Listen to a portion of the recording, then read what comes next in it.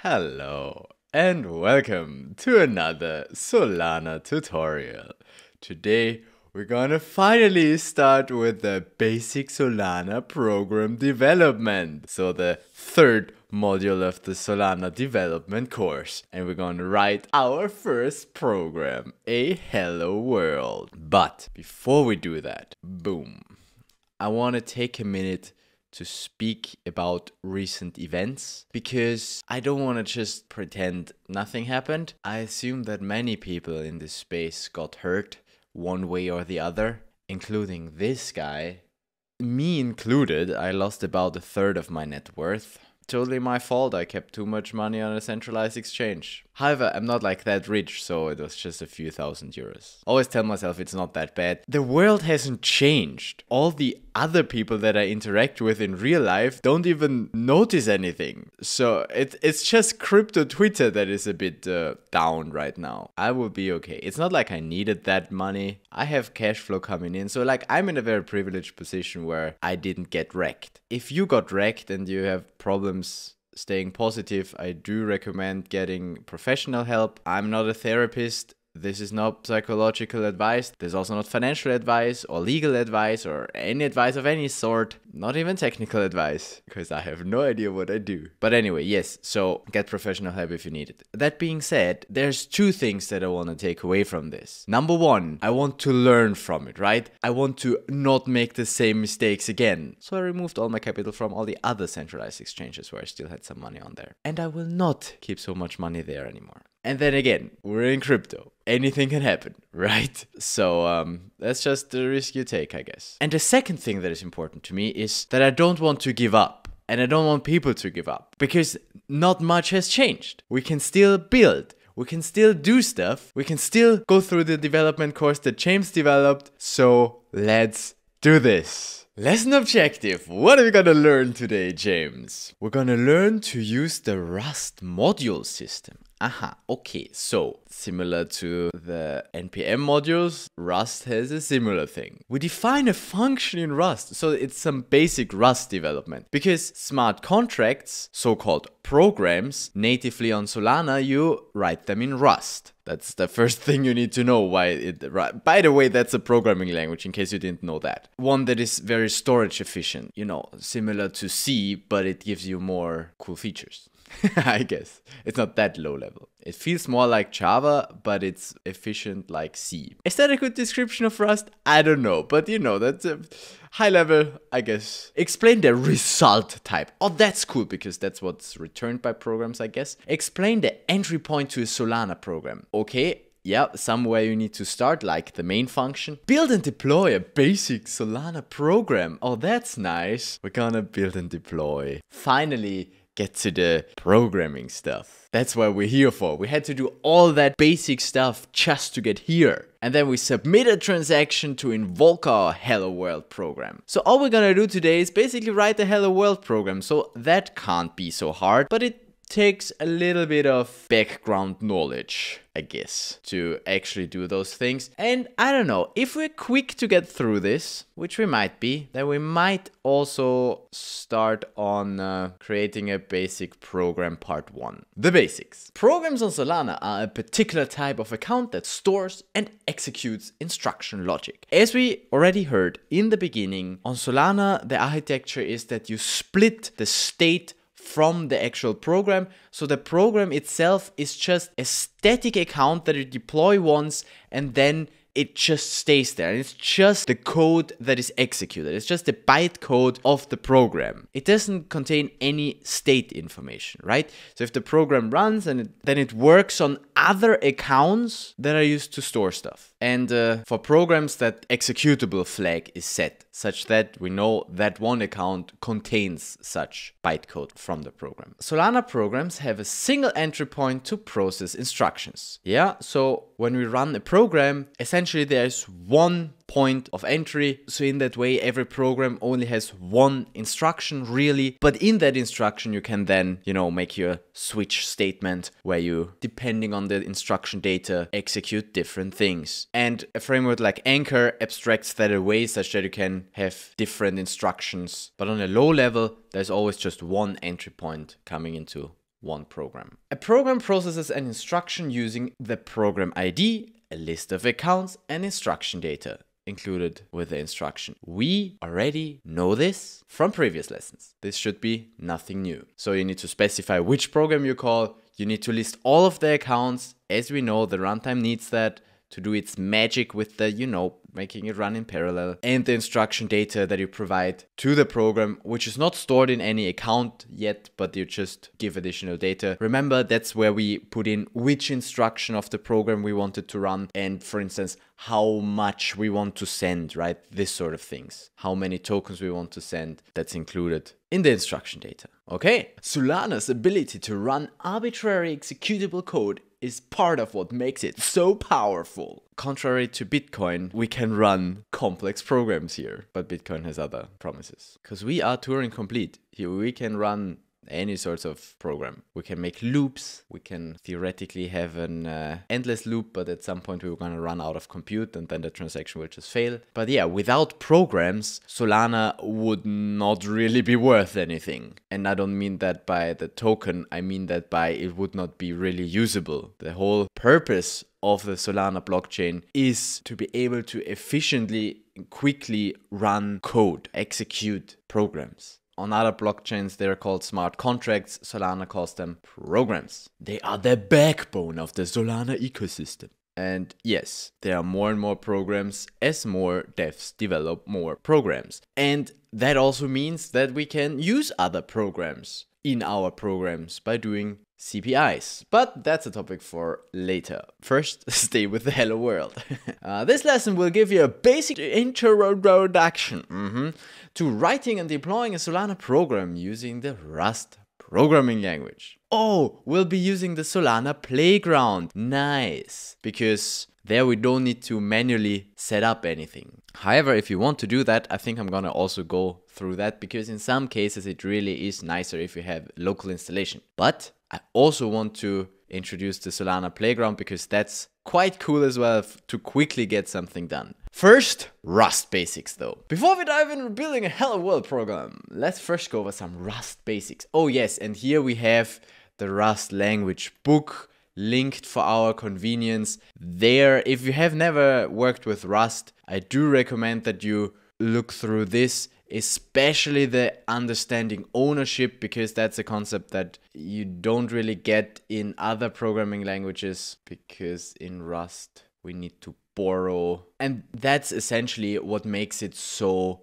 efficient, because it uses that. That's why it makes the memory more efficient, because you can always just have one reference. But anyway, I recommend that you read through that. I don't want to do a Rust course now. There are also good Rust tutorials online. A bit of basics we do as well though, like James will introduce us to the module system, because Rust organizes code using what's collectively referred to as the module system. It includes modules, crates, and packages.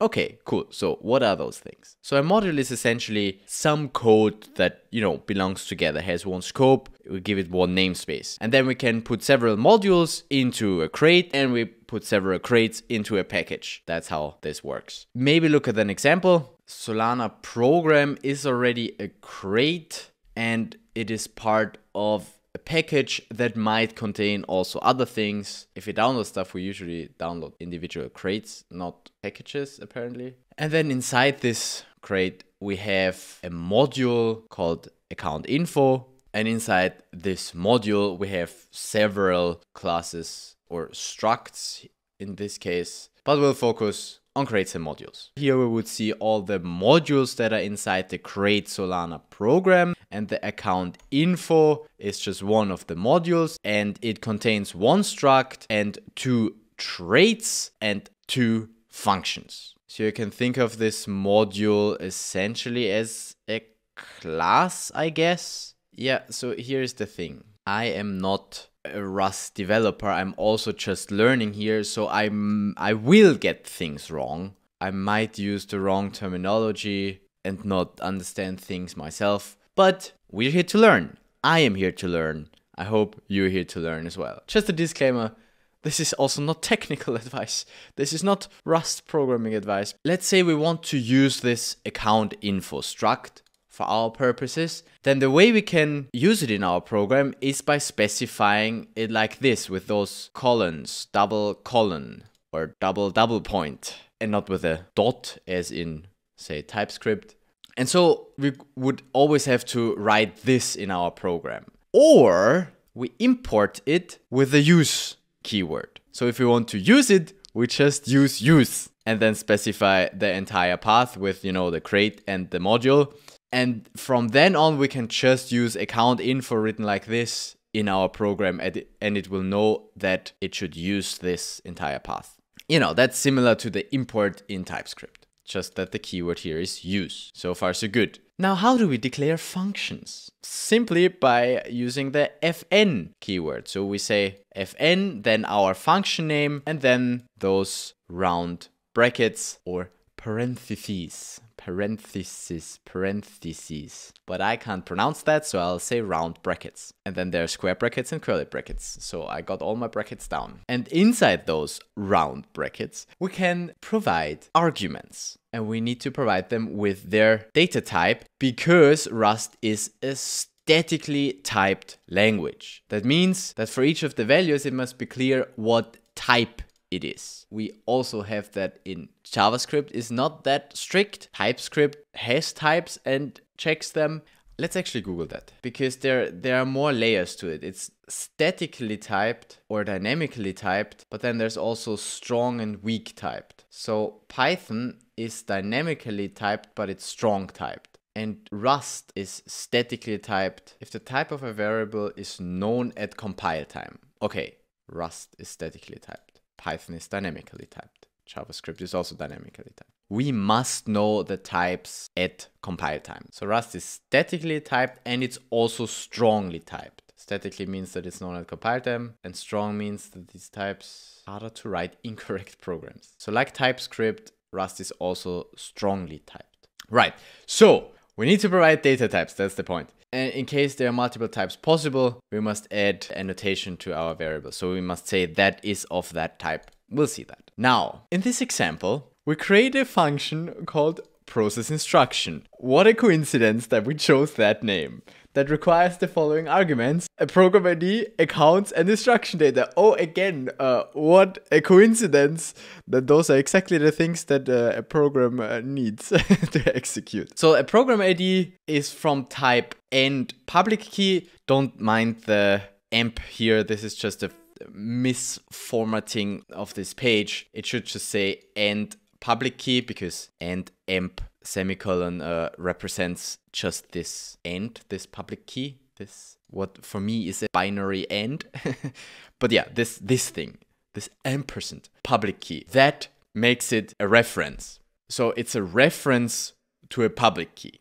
And I wasn't actually sure if it's a reference, but then I looked here and it says those ampersand represents references. So yes, it's reference. Because again, I'm not a Rust dev, I might use the wrong terminology. Then accounts is a reference to an account info array. So those square brackets, they mean this is an array. So there's several account infos. And then the instruction data is an array. No, it's a reference to an array of U8s. So just bytes. That's just a byte array. Reference to a byte array. Note that this and in front of each of the arguments means that it's a reference, as we said. This allows us to refer to some of the values without taking ownership of it. And now maybe we should discuss what ownership really is. I mean, I can recommend that you read this article, but I'm gonna try and give you a TLDR. Because here it's all about memory management. The action of creating a reference in Rust is called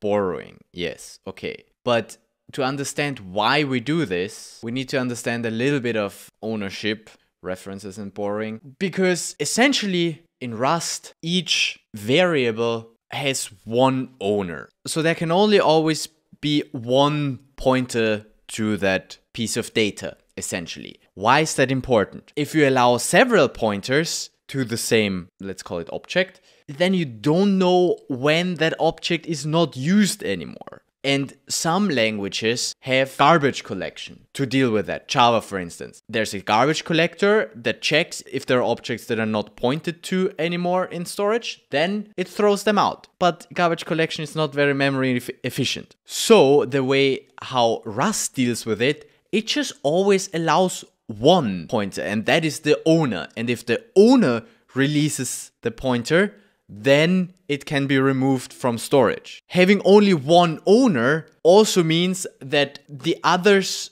who want to also use that data can only use references. And those references need to be borrowed from the owner. And that results in, some weird behavior by Rust. I don't want to go into the details here. Again, I recommend that you read through this yourself. But that was the high-level introduction of what ownership is and why we need references. Because then the references, we can just use them to read the data like this. We have some actual S1 that points to the actual storage. That's the storage here. It's a string hello. And then if we call a function, then we need to borrow this S1 as a reference, because here it's just a reference. And so this S then points, the reference points to the actual object, which points to storage. It's essentially a pointer. If you've worked with C, then you can, it's similar. We also have references in C,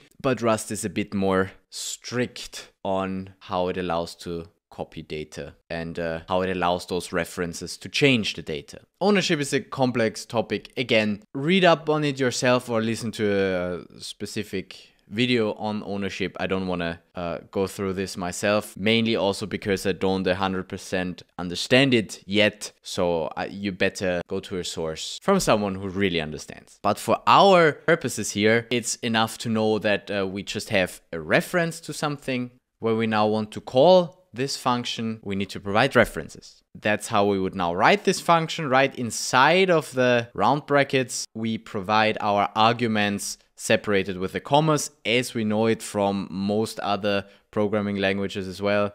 And yeah, we just say that's the name and that's the type. It's a reference to a public key. Public key, by the way, is also imported from some module in some crate. U8 is not, that's native Rust, I guess. That's the function declaration. Let's see what else James writes here. So I warned you, I do use wrong terminology. It's not an array, it's called a slice, which I guess is part of an array. We can create slices like this, which is say, take the first 5 characters from this string, then it would be a string slice. And we can do the same with account infos if we have an account info array. Is it called arrays? The concepts of ownership, borrowing, and slices ensure memory safety, and that at compile time. Yeah, that's what makes Rust superior to some other languages, and that's probably why Solana uses them, because it allows us to be efficient already at compile time. Maybe let's not say efficient, let's say memory safe.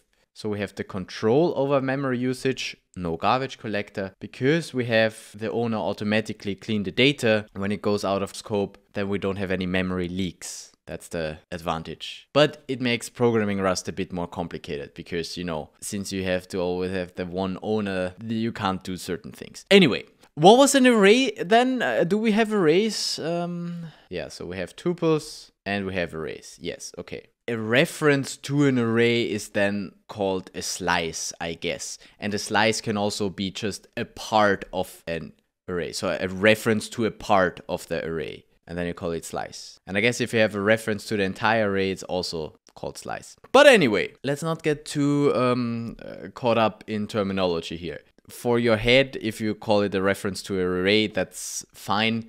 It's a slice though. It doesn't have to be an array. A slice is similar to an array, except that the length is not known at compile time. Ah, okay, so that's the difference. The length is not known at compile time. Right, that makes sense. See, I'm learning stuff here. Thank you, James. So accounts and instruction data expects input of unknown length. We don't need to know how long those are. Ah, that makes perfect sense. Okay, cool. We can then have our functions return values by declaring the return type using I guess that should be an arrow, because greater than, dash and greater than. after the function. So for instance, here, that's how it's written properly, we return a program result. Oh, what a coincidence that we would return a program result. Because a program would come with a result. Of course, the result enum. Now, what an enum is, I explained that yesterday in class. We basically define type for our outcomes, and it can only be two things. Either it's okay or it's error. So success or failure. We'll talk more about enums in a future lesson. Well, enums. Okay, future lesson. And today we will use the okay. When you use okay and error, you must include a value, the type of which is determined by the context of the code. So result this string and I64 like this. That's what's supposed to stand here. Ignore those weird formatting fails. For some reason it escapes them here. It says that it's embedded with a string or with an integer. In this example, the integer is an error code, can be used to handle the error. So if we return an error, we give the error code. If we return okay, then we can give it a string. Yeah, let's just accept that as it is, because we do want to make some progress here. Reminder, all data stored on Solana are in accounts, and each account has a unique address, and a Solana program is just a particular Solana account that stores the executable instructions, like the program code. Solana Program Create. To write a Solana program in Rust, we use the Solana Program Create. It's basically the standard library for all Solana programs, all native Solana programs, so the ones that you write in Rust. You can write Solana programs in other languages, or abstract this entire thing away with Anchor. Well, not the entire thing. You still use public keys. But see, that's in a different module, the public key. Create, module, module, module. Contains modules and macros that are used to develop our Solana program. Now, if you don't know what a macro is, essentially list of instructions that it makes short. Like for instance, this message macro or entry point macro. So entry point and message are macros, and we can use them with an exclamation mark, and they essentially do some magic for us. That's the short description, right? It does some magic for us. So that this will do the logging for us. We will call this function, but we can provide a formatted string. So whenever we want to log something in our program, we write this message exclamation mark, because that executes the macro, and then provide the arguments for it. Either just a string or a format string with those curly brackets. And then each curly bracket, one argument. One argument for each curly bracket. One additional argument, sorry. Back to the course.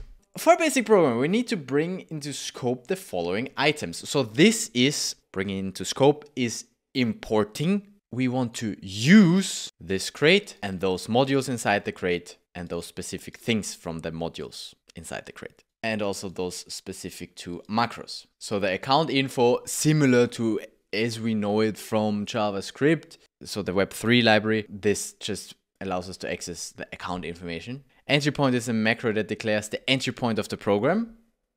And program result is a type from entry point that either returns result or program error. So that's essentially what this thing is, program result. And I'm not even sure, maybe that has already changed. I'm not sure if James has the up-to-date version when he developed this, because I remember that this changed recently. I'm not sure if that's the, we'll have to see when we try it ourselves. Let's quickly look into entry point. Yeah, program result is result generic, program error. See, there's a deprecated entry point where it was program result. Oh, that's the same. Anyway, this is essentially what we return, right? Here. A pub key, that should also be quite obvious what that is. It's a struct, defining a public key. And this message is a macro that allows us to print messages to the program log.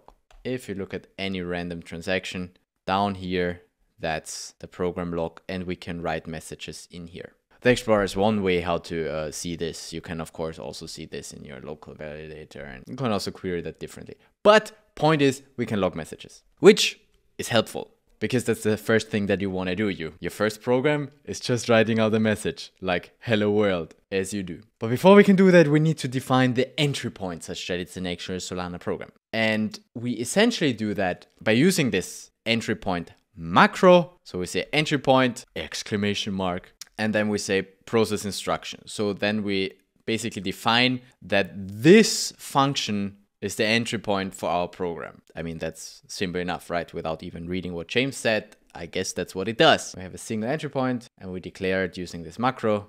The entry point to a Solana program requires a process instruction function with the following arguments. Does it really need to be called process instruction? Not sure, but people usually call it process instruction, so we'll just go with that. And it needs to have those three things. What a coincidence, because that's what the program needs. And that's also what we get. Remember in the previous lessons how we built those things on the client side where we provided the program ID and all of the accounts and the instruction data and put that into a instruction, put that into a transaction to be sent to the cluster. And then here we are on the other side. This is where we now can unpack all this data. So when the program is called, it receives the list of accounts and the instruction data, and we can then work with it. It's serialized. We need to unserialize it and can process it. Yeah, I mentioned that in the beginning. Programs themselves are stateless.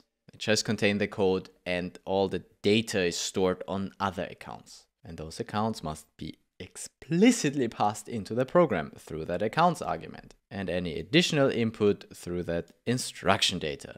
Yes. Then, following execution, we must return. So when we're done, we must return a program result. And this is either a result. Do I understand what he says with where the embedded value of a success case is empty and the embedded value of failure case is program error. This is effectively an empty value. Okay, so this, yeah, and program error is an error type defined by the Solana program crate. And there you have it. You now know all the things you need to know for the foundations of creating a Solana program using Rust. So that was a lot of theory. Let's actually do this in practice, finally, and write ourselves a Hello World program in Solana Playground. Oh, there's even a link here. Let's click here. So, welcome to the Solana Playground, where we can play with Solana and we can create an anchor program, we can create seahorse programs, and we can... There are links to more documentation. We want to create a new project, and we can see we can even use seahorse, anchor, or native Rust. That's what we learned today. So we're gonna select native Rust and call it it's not my first program, so let's call it my Hello World program. Create. And then it already neatly for us pretty much does all the things that we need to do and more. Like here's the imports, the use. It already defined as an entry point with process instruction. All of that, by the way, is in a librs file in the source folder. It already defined that in the correct way with the program ID, accounts, instruction data, and instruction data it doesn't use. That's why it used an underscore here. Maybe we use it so we can remove that. And yeah, then it does some stuff from a greeting example, but that I'm gonna remove. Go ahead and delete everything. Oh, okay, fine. Let's remove everything, because we want to go through it from the beginning again. And then we copy the code over, lol. Create a playground wallet. First thing, we need to create a playground wallet. And there's even a nice screen how to do that. Not connected. Let's create ourselves a wallet. We click here and then speeds it up for us. So we can either import a key pair or we create a new one by clicking save. So yeah, I'm just gonna save that here and then continue. So now we have a connected wallet and we can now already do stuff like saying Solana balance because we automatically got an airdrop of 2 Sol on DevNet. If I click here again, I disconnect. I can connect my own wallet. If I connect again, I get another airdrop. Can I unlock disconnect from this wallet? Could connect to my Phantom wallet here as well. Yeah, but that goes directly to Phantom. I'm assuming that they will soon use the wallet adapter such that you can connect with everything. And I can import my own key pair here as well. Let's say if I wanted to have a specific key pair. There we go. I could import myself a key pair, NDA, and it automatically uses this key pair. Now I don't have any sol, so I need to, oh, maybe because every time I disconnected and connected again, it tried to get me another airdrop, and then it was like, no, there are too many. While we're trying to find out how this entire wallet works, can we define a different cluster? Never mind, we'll just wait. Okay, so we set up a wallet and we then bring into scope everything that we need, aka we copy some code over like this, and then we copy some more code, I guess. We set up the entry point and the process function, and literally all the function is gonna do is call a message macro and then say, okay, we define the entry point, this function takes all the things that it needs, program ID, accounts, instruction data, and all it does is it logs hello James, because I want to be different. All together. That's all there is. Now let's build and deploy, which should be self-explanatory here in the Solana Explorer. There we go. Now we have 3 sol here. We go here to this tab with the build and deploy. So if we wanted to, we could provide the program ID here, like a new key pair where it is deployed. Actually, why not? Let's put it to a different address. Or we just, if we want to be quick, say new here, and then it creates a program ID for us. So it creates a key pair really that we can then also export. So we have another key pair, the program key pair, which has the public key this 2A. And when we provided that, we can say build. Okay, build we could already do before. Yeah, we just get a few warnings, like we don't even use our program ID, and we don't even use our accounts, and we don't even use our instruction data. That's why also we saw earlier it did something like this to indicate that this is not used. Also, this is not used. And this is also not used. Maybe let's use it later. But if we build that again, then we can build without any warnings. Amazing. And now we can deploy. That was called upgrade. Now it's called deploy.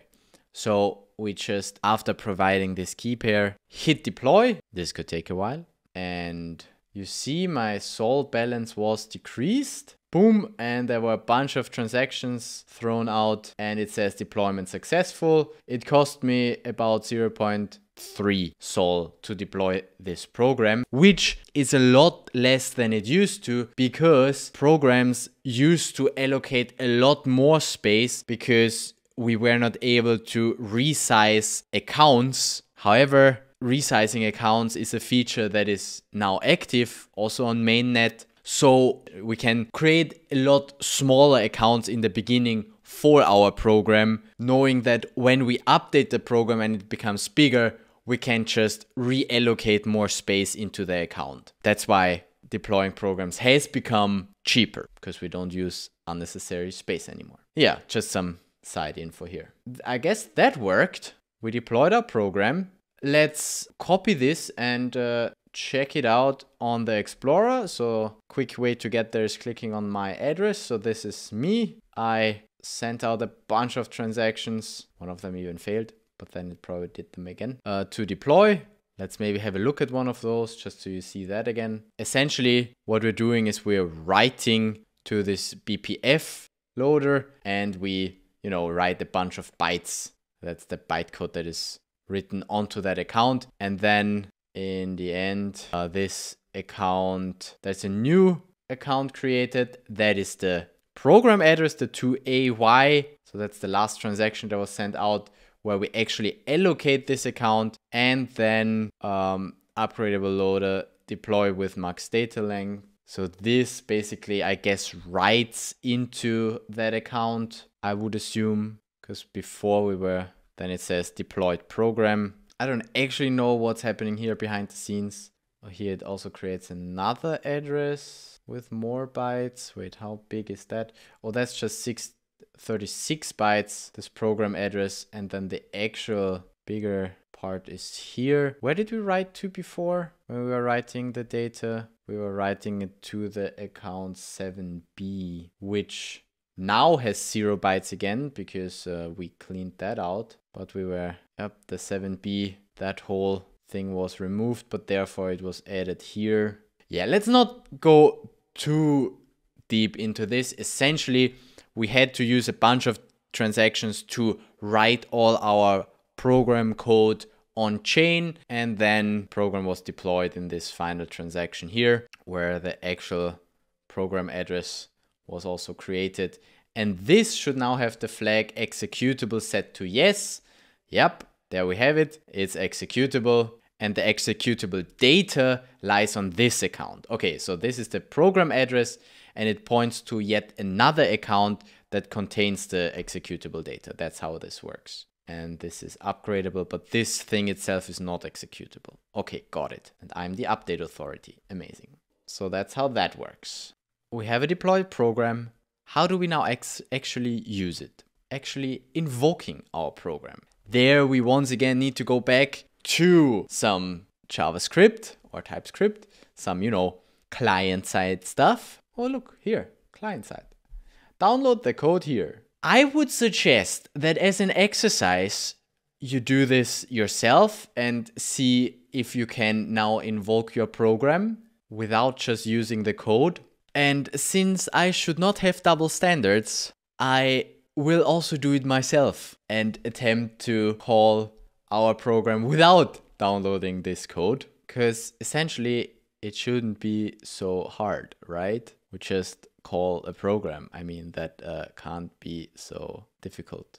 Let's do it. Can we also do that in the playground? Because it does have a client TS that I can just run. Oh, that's how we access our own publicly. So if we run that, cool, it tells us my address and my balance. So let's also program in here, although I don't, oh, it does have, wow, it even has auto-completion. Love it, that's new. Cool stuff. Why do you need your own IDE if you can have it in the playground? So we have our address and we have the balance. That's how we get the connection, the PG connection. We somehow now need to send a transaction. And that thing takes, again, that's the deprecated way. We should use a message transaction, with the, but I'm too lazy to do that. I'm just gonna do it deprecate. Oh, no, this is Andy, you can't do that. You can't, you should do it properly. We should use a version transaction. Remind me again how that worked. Version transaction, VTX, because that does not remind us on some other thing that, no, it does not. It does definitely not. I mean, the auto-completion is not as nice as I have it in my... Then I just use my wallet, I guess, as a signer. Can I do that? Oh, no, wait. If you use a version transaction, then we provide the signer somewhere different. I need to look that up again. I don't know that by heart. Version message, which is a transaction message. Should have uploaded that source code. Should have. Oh, which reminds me, I still need to upload the source code from the last video. And that might be in Web3. Hey, I love it that you can provide that. It just shows that as well. That shows me what it needs. Instructions, we will do that, or just one instruction. Then what else? A payer key, that will just be my public key.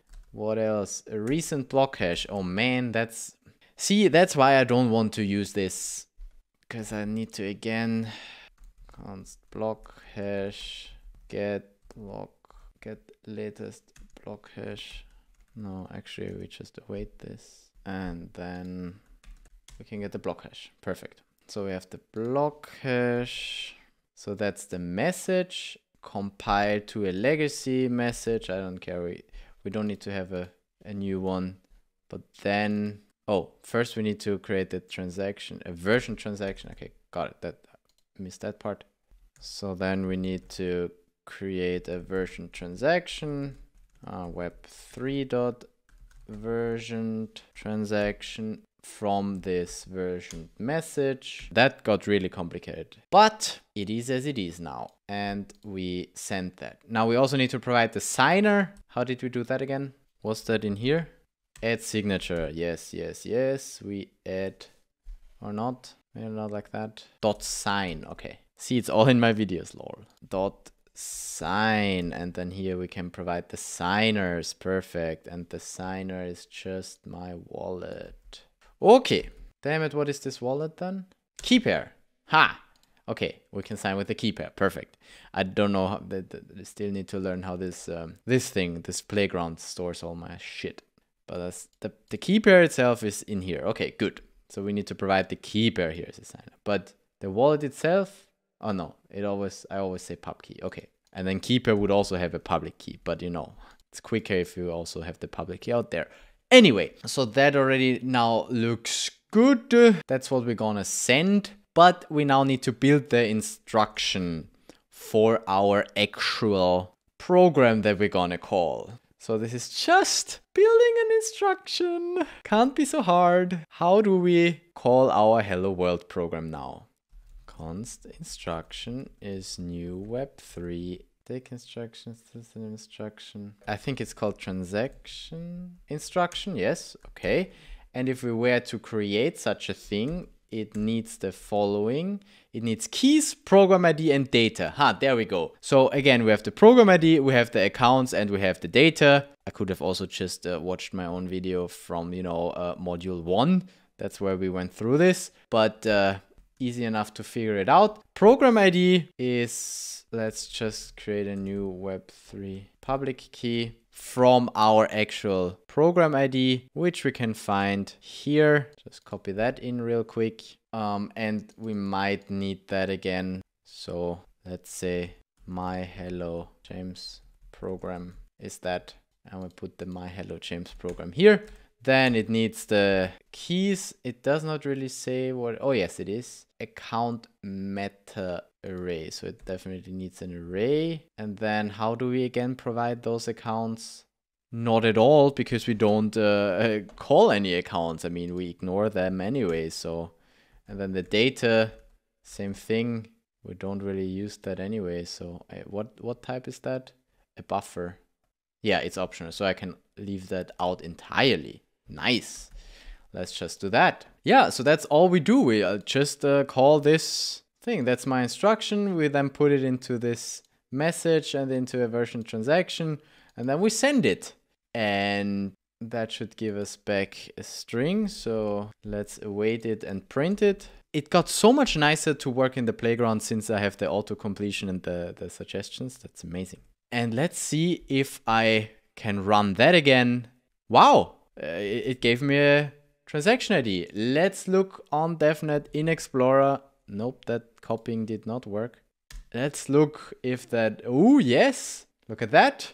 Success, I just paid for one transaction fee. And it calls an unknown program, my 2AY program. And here we have in the logs, hello James. Hello James. Look, it worked. We could make it work. Just for our own reference, let's see what James's code would have looked like.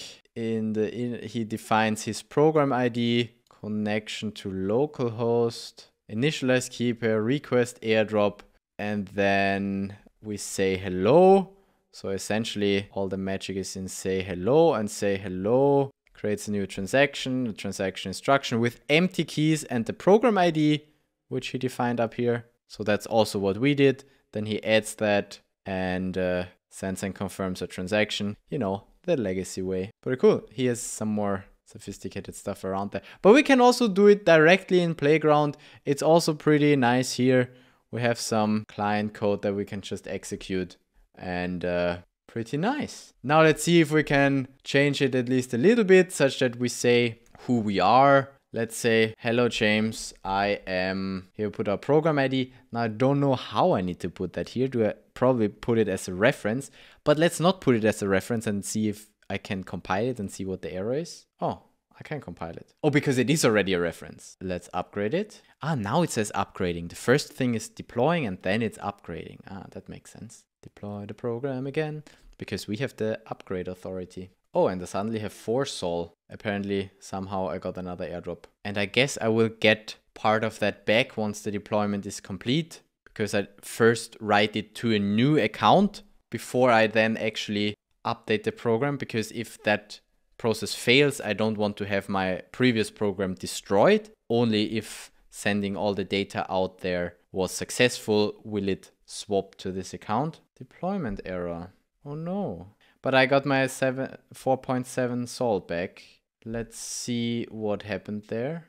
Here I just got the sol from the temporary account back. I closed the buffer. But why did I close the buffer? I'm not sure. Apparently the update didn't go through. Let's just try that again. It's so funny how we see each transaction costing me a little bit. We don't really see much output. And that's why it is nicer to have it locally. But the playground is just very nice to get started with. So there's some issues and we don't know what. So let's change our program back to hello world and see if that builds. That will give us a warning now again. Yes, but that's okay. Let's upgrade. Let's see if that works. So if there was an issue with the actual code. That works. Okay, so apparently there was maybe just my program, but it built successfully. So I don't know. Anyway, that works. If I execute this again now, then we can see that's let's first look at that where it updated the program and it closed the. Oh no, interesting. It now closed the other program and so where the executable data lives, and my program now has the executable data here. Oh, it's also a 5Q. Maybe I just misremembered that. Yeah, that was already first deployed 31 minutes ago. Okay, never mind. And a minute ago, another temporary account was. Okay, fair enough. So that was just a temporary buffer. And then the program still lives in the 5QU, the executable data. And that's the program address. Looking at the instruction on the program that I just did, we basically just scroll down and see we printed hello world. Okay, I mean that update worked. Then let's find out why we cannot do it like, I mean, it says build successfully. Even if I say something stupid here? No, then I get an error. Okay, let's try and provide that as a reference. But then it once again does not seem to deploy successfully. Here I don't have the auto completion. That's annoying. So yeah, as soon as I provide something here, I'm 5. Let's see if that works. I'm 5 years old. That's how I feel, at least. So that works. But it's stupid that I have to, try and deploy to see if I have an error in my program. That should, work better. I kind of want to do a local installation. Should we just skip ahead to this lesson with a local deployment? Yeah, come on, let's do that. Because we do want to be able to locally run some stuff. This is module 4 now, the lesson on the setup. I want to skip the part about the Windows subsystem for Linux. You just need to install that and then you download Ubuntu using Windows, and then you can start yourself a Ubuntu instance inside your Windows. Looks like this. Then we download Rust. That we need to do. So I don't even need to install Rust and everything. All I need is just some Rust in here. See, the only thing I need is a proper check for what's happening here. So I just want to copy this over to a new Rust file and we check Rust. So then hopefully here I can have auto completion. Let's look here. Public key. What do you have? A new public key, create with seed, find address. I mean, I can't just call the log on it. Program id.log. Oh, by the way, we do need those semicolons here, because if we don't, then we return, and we don't want to return this. We just want to log it. So that worked apparently. And if we run our client code, we get this transaction ID, and here in the logs we see hello world, I'm 5, and we logged the public key as a base 58. So okay, I managed to do the thing that I wanted to do, but not in the way I wanted to do it. I wanted to somehow get this in here as well. It just sol log public key as ref. Maybe I just need to put it as a reference. Again, I'm not a Rust developer. I have no idea what I'm doing. Okay, maybe that was too fast. Okay, now that doesn't even build. U8 doesn't implement display. So does that give me a U8 slice? Yeah, apparently that gives me a U8 slice if I make it a reference. Oh, there's a toString? Does public have a toString? There is a default function toString. Why did I not see that? That makes it so much easier. Why did I not see that? That's exactly what I need. So essentially I just say toString. Boom. And then we build that, and then we upgrade that, and then it hopefully deploys this time. It's still weird that it just doesn't deploy because there's some issue with the program, but you know, we will get to local development in a future lesson, don't you worry. But I guess today's lesson is long enough. Oh no, that also doesn't look good. It's still not really wanting to deploy this. Let my string be hello. Let's see if I can work with a variable. No.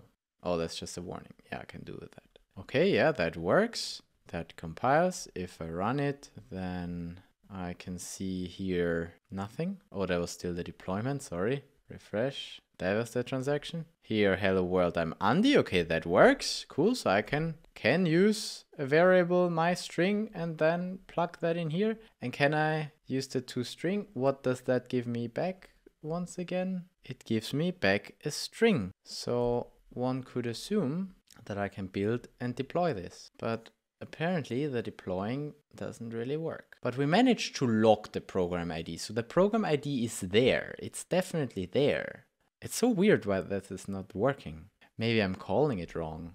It's a reference. I can still use it with dot, right? Yeah, so we have a reference of a string and then it still says string dot len. Could take a while depending on program size and network conditions. How about if I would deploy it to a new key pair? Probably the same, but just want to try. Just want to see if that's the issue for some reason. Oh, that was successful now. Are you kidding me? You are killing me. Mentally. I don't get the Solana playground. See, sometimes maybe it's just really better to work locally. Anyway, so if that is now our program, then we go to the client code and put in the correct address here. Save that and run that. Check that transaction. I mean, that's the program. Okay, let's go to the program and then refresh here and check that transaction. Then we see, hello world, I'm this. And that worked. It's just some weird shit with the Solana playground. Okay, well, I think I'm gonna leave it here. What happens if I just put that here? It will automatically make it toString probably. I'm totally to prove that I changed it. Maybe the resizing doesn't work for some reason or whatever. Maybe the program was then too big and the resize didn't work. Yeah, something like that potentially. But yeah, now when I deployed it to a completely new address, that's working again. If I refresh here, check this out. Hello world, I'm totally program address. It should have worked from the beginning. It didn't. And that's just, I mean, it's part of Solana development. You just gotta choose some class and spend some time with it to finally make it work. Try out a lot of things and eventually it will work. I want to leave you with that. It's been long enough, I guess. We created our first Solana program. Hello, James. And I hope that you also learned something today. We are now done with this thing. There is still the challenge down here. If you want to do it yourself, essentially create your own program and write out a different message is essentially what that says. And then check it out on the Explorer. But yeah, that's pretty much what we did. I suggest that you try it yourself. Go play with the Solana Playground. The Solana Playground is pretty nice to get started really quickly. And thank you for staying around for those Solana development course. Check out those other videos. Here you can find the entire playlist of the Solana development course videos. And here you can find a video that YouTube recommends to you. And there you can subscribe to my channels. And then I will see you in the next video. Don't forget to like and subscribe and follow me on Twitter.